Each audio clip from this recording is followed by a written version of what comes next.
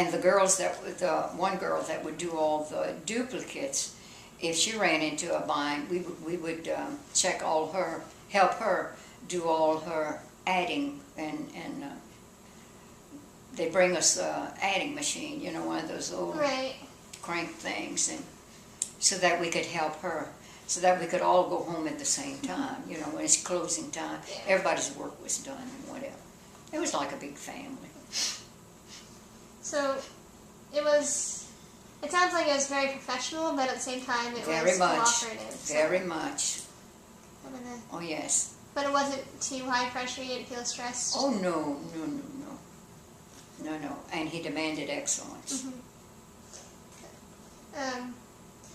Did you feel trusted as an employee? Did you feel like you were part of the team? Oh, absolutely. I don't think anybody felt out of place, to tell you the truth, except maybe after the older generation left and the younger ones came in. You know, they may have, not to my knowledge, but I mean, I don't know. We never felt pressured, and we never felt like I said, it was like a family. We never felt like we was being left out or you know. Yeah. And so no one ever worried about losing their job because of poor... Not that I know of. Oh, unless you really were naughty. Yeah. You weren't doing your job. Right. Or had a habit of coming in late all the time and all that good stuff, you know. And we didn't have any, because we were dedicated to that job, so we always came. So you don't know of anybody who was fired? To tell you the truth, I really don't. And I'm sure they did. Right. I'm sure they did, but I really don't. Was it a pretty permanent staff? Like, there wasn't a lot of turnovers? No turnover. Okay. You were there until you either died, got married, or finally decided to give it up, or whatever. What year did you start working? You know, I think it was in '49. I'm not sure. I think I already asked you that. But Yeah, that's okay. I think it was in '49. Because I was going to trade school and I was home when he called and for me to come in. And what classes did you take at trade school? oh, I was doing. I was trying to learn shorthand. Okay. You notice I said trying to. And business courses, you know. Right.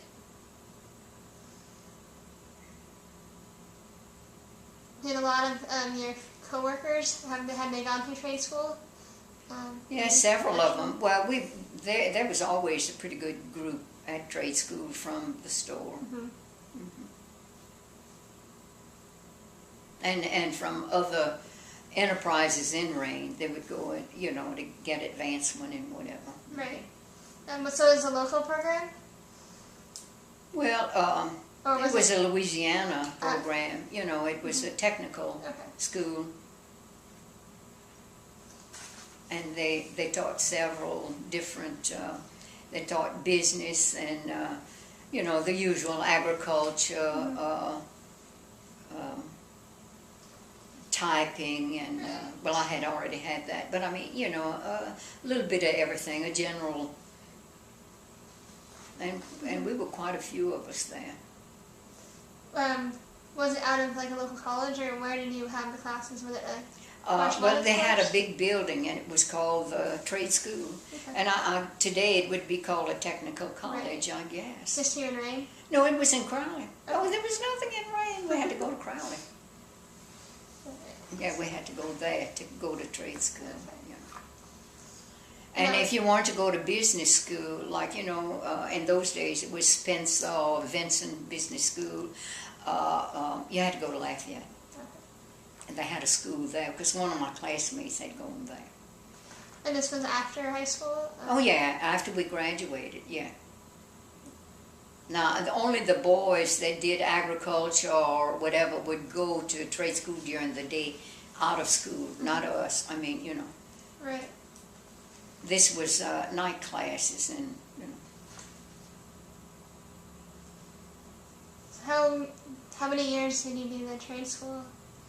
Well, I only did 2.5 because I continued going after I started working at Mervyn Con, but then I didn't complete. I didn't finish. Okay. But I learned a lot in what I took, Yeah. and I was interested in it, so then that helped. Okay. And they gave us 2 weeks vacation, and we could pick where the time we wanted, but it had to coincide with if they were having sales at that particular time, or who else would be off, and what have you. Was there a busy season and an off season? Oh yeah. When school was ready to start, everybody came to buy school clothing, and Christmas, Thanksgiving, that was always very busy. And then they always had sales in October, and sometimes the beginning of the year, move some of that stuff out. And they always had promotional sales. And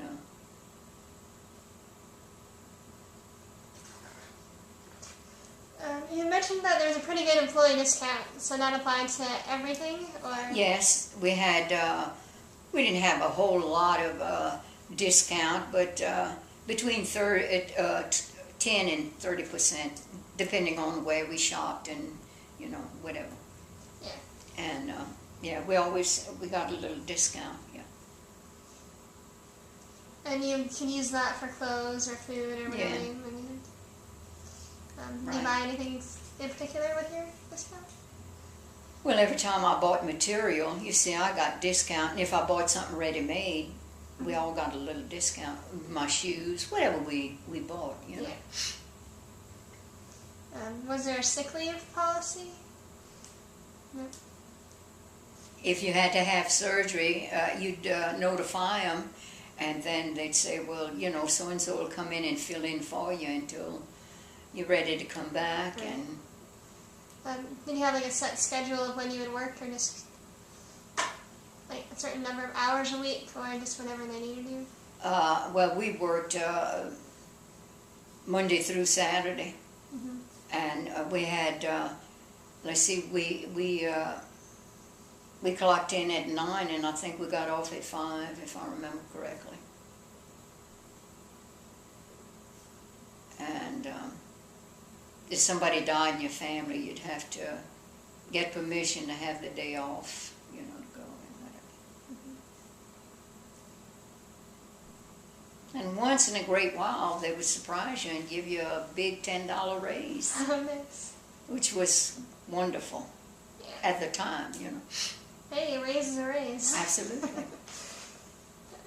And it's pennies from heaven, so we have to be grateful. Did you ever do any selling personally, or were you mostly behind the counter? No, I didn't do any selling, not personally, no. If I just helped out, and then when that was done, well, I was back to the office to take care of what I had left, what was rag, and pick up, Did you ever get a promotion besides just going from the desk to the office, or cashier? Yes. That was a promotion to be brought to the office, and sometimes when we were really busy and had big sales, he would bring help from downstairs to help us do the change. The vacuum system would back up until it would fall. And to keep up with it, he'd bring us some help from the receiving room. Sis Carr would come and give us a hand. How do you spell his name? C-A-R-R, Carr. Her name was Florence, but we all called her Sis. And she would come and give us a hand.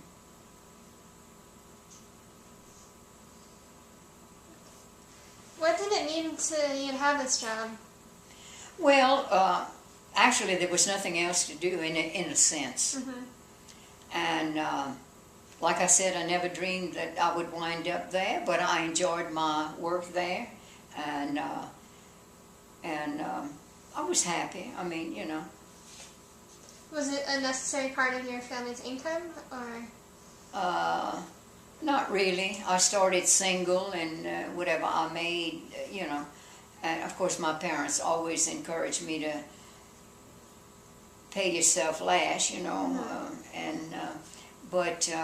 then when I married, we never had any children, so I couldn't see any reason why not to work. Yeah. And then it would help supplement the income, Tom and I.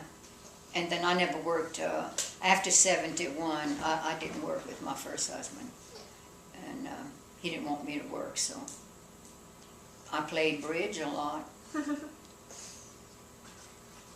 And I imagine it was nice to have that money just for cars and stuff like that. Mm-hmm. Did you drive a lot? Was gas expensive? Or do you remember how that played into your life? When I was driving to work and back, it was usual routine. Yeah. I mean, and we really lived too far to walk it. But we did walk it. Yeah. But in my situation, after Tom and I got married, he just dropped me off at the store and continued to his office. Nice. And then we usually had the same lunch hour. And so that made it nice. And if during his busy season, when the rice was coming in, a lot of times he couldn't leave for lunch, well, then I'd walk home. I didn't live that far. We didn't live that far from the store. I could walk home and have lunch and have his plate, a cold plate or something ready for him in the fridge whenever he could get some time off to go home and eat. And just change his mind, just go and relax, Yeah, it's got to get out of the store for out of the office for a little bit. I'd always fix him something, and so I didn't think anything of walking. I don't know that I would do it today, but we didn't think anything about walking then, and most of the time he would be off, except like I said, during the harvest. A lot of times he couldn't leave for lunch, Right. and he'd work Sundays as well. What did you learn from working at Mervyn Combs? Oh, I learned a lot of things. I learned, first of all, I didn't know anything about working the telephone. We had a telephone at home, but I mean, You have a whole switchboard and everything? Yes, we had honey, it was this big thing. Yeah. And just like telephone operators, we had to pull our plug and punch it into the, And so I learned plenty from there. And then when we got the Watts line, that was even neater, because we could call all over the United States, you see. And we would use that line especially for Mr. Jankow or Mr. Foreman if they had to call their, we used to call New York a lot, Felix Lilienthal, and that's who was our buyer. Okay. And so they used that line a lot. And then just doing the cashiering and figuring out the discounts and the putting all them triplicates together, that's enough to drive anybody cuckoo. Yeah. And but honey, we very seldom was more than a few pennies off if we were. Nice. So we had a good record. I worked on the cashier, and that's impressive. Uh-huh. And, today, if they don't give you your change on that computer, they can't count it. And I stand there, and I'm counting it backwards, and I got to tell them how much money they need to give me. They're looking at me, the younger generation. And then they said, well, the computer didn't say that. I said, well, okay, let's try again. And, oh, yeah, you're right. And I think modern technology is good in a way, and yet these children cannot add. Yeah, it's handicapping us too. It has its handicaps, Anyhow, that's just an old lady's opinion. I don't know, I kind of agree.